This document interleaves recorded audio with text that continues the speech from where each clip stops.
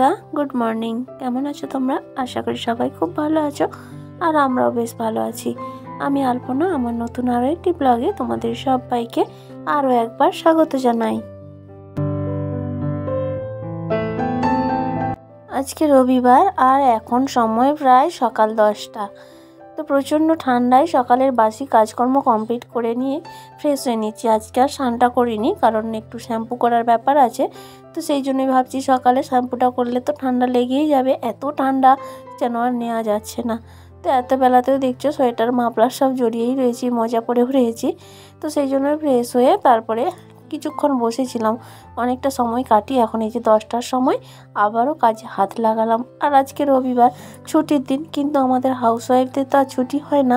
যতই ঠান্ডা, শীত, গ্রীষ্ম, বর্ষা যাই থাক না কেন, আমাদের তো ছুটি বলে কিছু হয় না।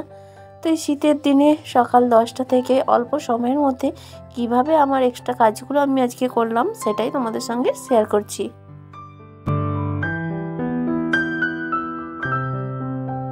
বেশ কয়েকদিন হয়ে গেল বেডশিটটা তোলা হয়নি। আর কালকে তো পৌষ সংক্রান্তি, তো নিয়ম আছে না, পৌষ সংক্রান্তির আগে সব কিছু কাচতে হয়। তো এখন তো আমরা রেগুলার সমস্ত কিছু কাচি, সেই জন্য কিছু আর না কাচা থেকে যায় না, সবটাই কাচা হয়ে যায়। তো ভাবলাম বেডশিটটা বেশ কিছুদিন ব্যবহার হয়েছে, আর হয়তো 2-1 দিন চালানো যেত। তো যেহেতু পৌষ সংক্রান্তি আছে, ভাবলাম এটা আর কেন রেখে দেবো, তাহলে আজকেই তুলে কেচে নিই। তো সেই জন্য বেডশিটগুলো তুলে নিলাম, আর এখন আরেকটা কাঁচা বেডশিট বিছিয়ে দিচ্ছি। আর আজকে না ভাবছি একটা এক্সট্রা কাজ করব। আসলে অনেক দিন ধরে না অনেকগুলো এক্সট্রা কাজ করার কথা আছে, মানে ইচ্ছা আছে, কিন্তু সময় সুযোগ হয়ে ওঠেনি। তো ভাবছি একদিনে সব কিছু করতে পারবো না, তাই একদিন একটু একটু করে নেব। মানে যখন যে সুযোগটা পাবো সেই সুযোগে একটু একটু করে রাখবো।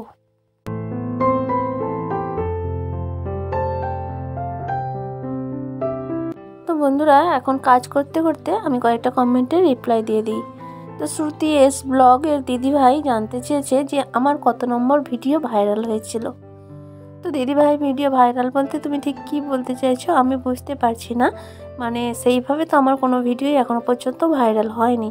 তবে হ্যাঁ, আমার যে সাবস্ক্রাইব সেই অনুযায়ী আমার যে ভিউ, সেটা আমার কাছে অবশ্যই ভাইরাল। তো সেটা হয়তো সেই 1 লাখ 2 লাখে যে ভাইরাল সেটা নয়, কিন্তু আমার সাবস্ক্রাইব যেহেতু কম, তো তার থেকে ভিউ যেটা বেশি হয়েছে সেটাই আমার কাছে ভাইরাল। তো এরকম হিসেব করতে গেলে কত নম্বর ভিডিও সেটা ঠিক বলতে পারবো না। আসলে আমি এই চ্যানেলটা না যখন মানে রেডি করা ছিল অনেক দিন আগেই, কিন্তু যেদিন ভিডিও আমি আপলোড দিতে শুরু করেছিলাম এই চ্যানেলে, তখন অলরেডি আগে আমার একটা চ্যানেলে ভিডিও রানিং চলছিল। তো সেই চ্যানেলটা ডাউনের দিকে দেখেই চিন্তাভাবনা নিলাম যে ওই চ্যানেলটা ছেড়ে দেব, তাই এই চ্যানেলে একদিন ভিডিও আপলোড দিয়ে দিয়েছিলাম। তারপরে না পুরনো চ্যানেলটার মায়া ছাড়তে পারছিলাম না যে যদি কিছু হয়। তারপরে এই চ্যানেলে একটা ভিডিও দেওয়ার পর আর কোনো ভিডিও দিয়েছিলাম না। তারপর পুরনো চ্যানেলেই রেগুলার ভিডিও দিয়ে যাচ্ছিলাম, দেখছিলাম কোনোই উন্নতি হয়নি। তারও মাস 2 পরে তখন আবার এই চ্যানেলটায় আমি একদিন ছাড়া একটা করে ভিডিও দিতে শুরু করলাম। তো সেটা দিন 15 মতো দিয়েছিলাম। তারপরে ভেবে নিলাম না, পুরনো চ্যানেলটাকে একেবারেই বাদ দিয়ে দেবো। তারপরে ভাবাও যা আর সিদ্ধান্তও তাই। তারপর থেকে আমি এই চ্যানেলটায় রেগুলার ভিডিও দিতে গেলাম। তবে হিসেব করে দেখতে গেলে হয়তো প্রায় 4 মাস মতো ভিডিও দিয়েছি। তারপরে আমার ভিডিও আস্তে আস্তে ভিউ হতে শুরু করে। প্রথম ভিউ হতো না, 10টা 5টা এরকম ভিউ হতো। আর প্রথম তো ওই একদিন ছাড়া যখন দিতাম ভিউ হতো না। তারপরে যখন থেকে রেগুলার ভিডিও দিতে শুরু করলাম, একটু করে ভিউ বাড়তে শুরু করলো। আর ওই 10 কি 15 নম্বর ভিডিও, মানে রেগুলার যেদিন থেকে ভিডিও দিতে শুরু করেছিলাম সেই দিন থেকে হিসাব করলে 10-15 নম্বর ভিডিও হয়তো ভাইরাল হয়েছিল। যে ভিডিওটা আমার এখনও সর্বোচ্চ ভিউ 4400, এমন কিছু না, তবে সেটাই আমার কাছে ভাইরাল।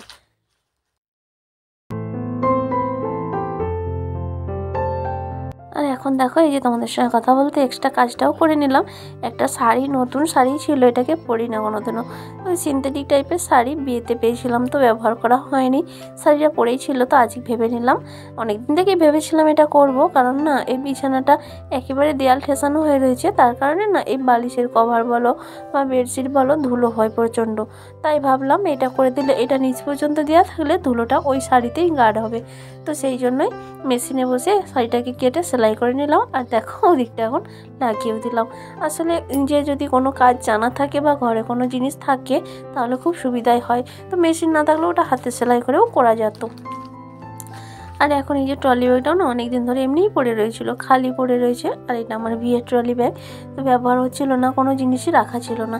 তো এখন ভাবলাম ব্যাগটা শুধু শুধু মানে অব্যবহৃত হয়ে পড়ে রয়েছে, আর যে কোনো জিনিস ব্যবহার না করলে না নষ্টই হয়ে যায়, সেটা বাতিলের খাতায় পড়ে যায়। তো তার মধ্যে কিছু এক্সট্রা জিনিসপত্র রেখে দিলাম, আর রেখে এটার আবার একটা কভার বানাবো ভাবছি, তবে সেটা আজকে নয়, অন্য আবার কোনো দিন বানাবো।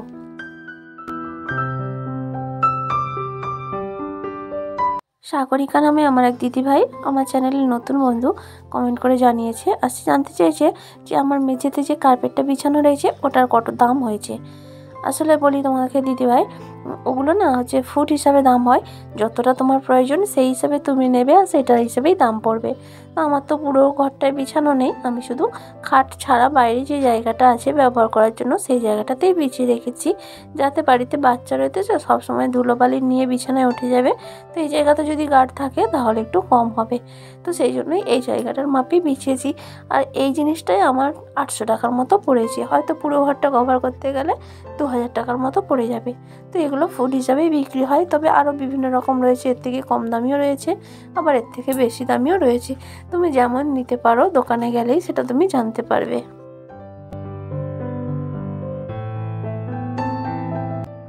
আর এদিকে দেখো, তোমাদের সঙ্গে কথা বলতে বলতে আমার অনেকটা কাজ এগিয়ে গেল। ওদিকে ট্রলি ব্যাগটাকেও ভালো করে গুছিয়ে রেখেছি, একটা কাপড় আপাতত ঢাকা দিয়ে রেখেছি যতদিন না কভার বানানো হয়। আর এদিকে দেখো, আলমারি শোকেসের এই জায়গাটা না আমি বেডশিট, বালিশের কভার, মশারি এগুলো রাখি, তো সেগুলোই আবার সুন্দর করে গুছিয়ে নিলাম। আর এখন এই যে ড্রয়ারটা একটু পরিষ্কার করে নেব, আর এই কাপড়টাও একটু চেঞ্জ করে দেব, কারণ বেশ নোংরা হয়েছে, অনেক দিন হয়ে গেল এটা লাগিয়েছি। তো এটা আবার পরিষ্কার করে নেব আজকে, আর একটা অন্য কাপড় বিছিয়ে দেবো।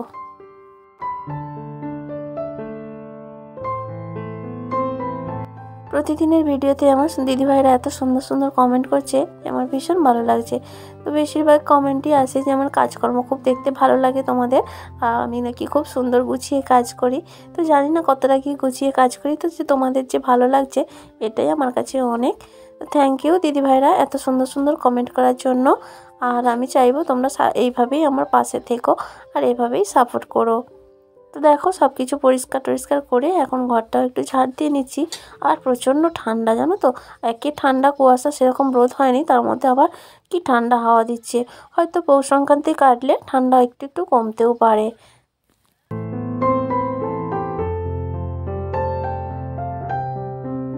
আমাদের হাউসওয়াইফদের বিনা পারিশ্রমিকেই কত কাজ করতে হয়, তাই না?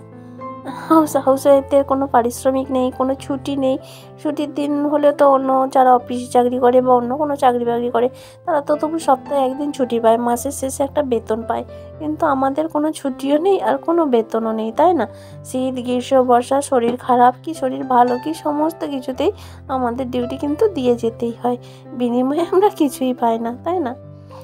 তো যাই হোক, এই যে ঘরদোর সব ঝাড় দিয়ে দিলাম। আর এদিকে এই যে মেয়ে এখন রোদ্রায় বসে খেলবে, ওর তো স্কুল ছুটি আজ রবিবার, তারপরে পৌষ সংক্রান্তির জন্য 2 দিন ছুটি রয়েছে, মানে বুধবার স্কুল। তো যাই হোক, ওদিকে সব কিছু রেডি করে মেয়েকে খেলতে বসিয়ে দিয়ে এখন চলে আসলাম রান্না করতে। তো ওইদিকে কাজ করতে করতে ভাতটা আগেই বসিয়ে দিয়ে গেছিলাম, আর ভাতের মধ্যে কৌটোয় করে ডালও সেদ্ধ দিয়ে দিয়েছিলাম। তো আজকে বিশেষ কিছু নয়, ডাল, মসুর ডাল আর এই বিম আলুর তরকারি আর একটু ফুলকপি ভাজা করে নেব। তো রবিবার বলেই যে স্পেশাল কিছু হবে সেটা কিন্তু না।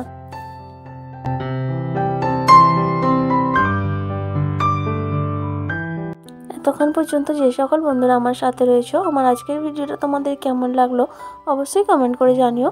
আর যদি কোথাও একটু ভালো লেগে থাকে তো প্লিজ একটা লাইক করে দিও, আর চাইলে তোমরা ভিডিওগুলো শেয়ারও করতে পারো। আর আজকের ভিডিওতে যদি তুমি নতুন হয়ে থাকো চাইলে চ্যানেলটা সাবস্ক্রাইবও করতে পারো, আর যারা অলরেডি এই কাজটা করে দিয়েছো তাদেরকে অসংখ্য ধন্যবাদ।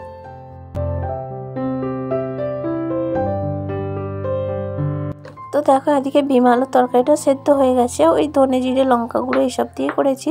আর এখন একটু ফোড়ন দিয়ে নিয়েছি, তেজপাতা আর 5 ফোড়ন, আর একটু সর্ষে পোস্ত বাটা দেবো। তো আদা রসুন দিয়ে বিমটা বেশিরভাগ দিন করি, কিন্তু যেহেতু গত 2 দিন ধরে আদা রসুন খাওয়া হচ্ছিলো, ওই যে মাছ ছিল, তো সেই জন্য না আজকে আর আদা রসুন দিলাম না, আজকে সর্ষে পোস্ত দিয়েই করে নিলাম।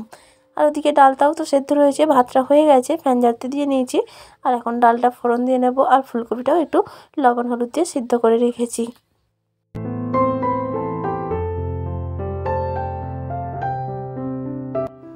আর এই যে ডালটা ফোড়ন দিয়ে নেব। তো তেলের মধ্যে তেজপাতা, একটা শুকনো লঙ্কা আর একটু 5 ফোড়ন দিয়ে নিলাম, আর একটু টমেটো আর একটা পেঁয়াজ ফোড়ন দিয়ে নেব।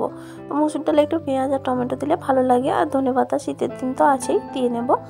আর আজকে একটু তাড়াহুড়ো করছি, কারণ কি মাথাটায় শ্যাম্পু দেবো আর মেয়েকেও সাবান শ্যাম্পু মাখাবো, যেহেতু রবিবার ছুটির দিনও বাড়িতে থাকে, সপ্তাহে একটা দিনই পারি ওকে মাখাতে, তো সেই জন্যই তাড়াহুড়ো। আর আমাদের যেহেতু টাইমের ব্যাপার জলে, তো সেই কারণেই না সব কাজগুলো তাড়াহুড়ো করেই করতে হয়।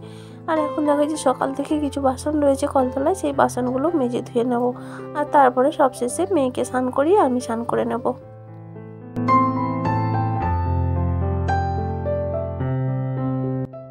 সকালে স্নান করা হয়নি, তার মানে আমার পুজোটা দিতে বাকি রয়েছে, তো সেই জন্যই আরও বেশি তাড়াহুড়ো করছি। অনেকগুলো কাজ বাকি রয়েছে, মেয়েকে শ্যাম্পু করে স্নান করাবো, আমি নিজে করব, ঠাকুর পুজো দিতেও বাকি রয়েছে। আসলে শীতের দিনে না বেলা করে স্নান করলে খুবই অসুবিধা হয়ে যায়। আমাদের মেয়েদের চুল তো মোটেই শুকাতে চায় না, আর বিশেষ করে শ্যাম্পু করলে তো সম্পূর্ণ চুল ভেজানো হয়, মোটেও না শুকাতে চায় না, তখন ঠান্ডা লেগে যায়। আর এই জন্যই শীতকালে আমি শ্যাম্পুটা থেকে একটু অ্যাভয়েড করি, কিন্তু শীতকালেই বেশি শ্যাম্পু করার দরকার জানি সেটা, কিন্তু ওই যে আলসেমির ক্ষেত্রে, মানে আলসেমি বল নয়, ঠান্ডার ভয় সেটা করতে চায় না। তো মেয়েকে সপ্তাহে একটা দিনই করাই, কারণ ঠান্ডা লেগে যাবে, সকালে স্নান করে তো স্কুলে যাওয়ার সময় ওই 9:30 10টার সময়, তো সেই জন্য ওই সময় আর ওইসব ঝামেলা করি না। এই রবিবার দিনটাই সপ্তাহে একদিন গরম জল করিয়ে শ্যাম্পু করাই। তো আমার সব কাজকর্ম কমপ্লিট হয়ে গেলে এখন এই যে গ্যাস ওভেনটা মুছে নিয়েছি, আর এর মাঝে স্নান পুজো দেওয়া সব কিছু হয়ে গেছে। এখন মেয়েকে আর তোমাদের দাদাভাইকে খেতে দিয়ে আমি এই কাজটা করে নিচ্ছি, আর তারপরে আমি খাওয়া দাওয়া করে নেবো। তাহলে বন্ধুরা আজকের ভিডিওটা এ পর্যন্তই, আবারও দেখা হবে। সবাই খুব ভালো থেকো, আজকের মতো টাটা।